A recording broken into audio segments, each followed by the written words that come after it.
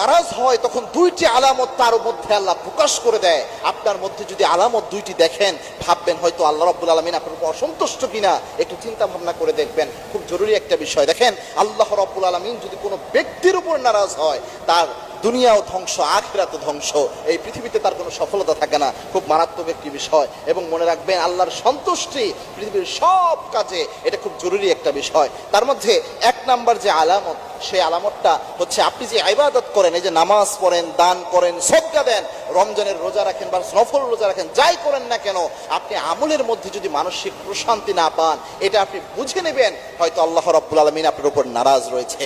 কারণ আল্লাহর হাবিব সাল্লাল্লাহু আলাইহি ওয়াসাল্লামের হাদিস হচ্ছে, আল্লাহ যখন কোনো ব্যক্তির উপর সন্তুষ্ট থাকেন, তাকে আল্লাহ রাব্বুল আলামিন যে কয়টা নিয়ামত দান করেন, তার মধ্যে একটা নিয়ামত হচ্ছে ইবাদত করলে ইবাদতের মধ্যে একটা অন্যরকম প্রশান্তি, মানসিক শান্তি আল্লাহ তারে দিয়ে দেয়। আল্লাহু আকবার। 2 নাম্বার,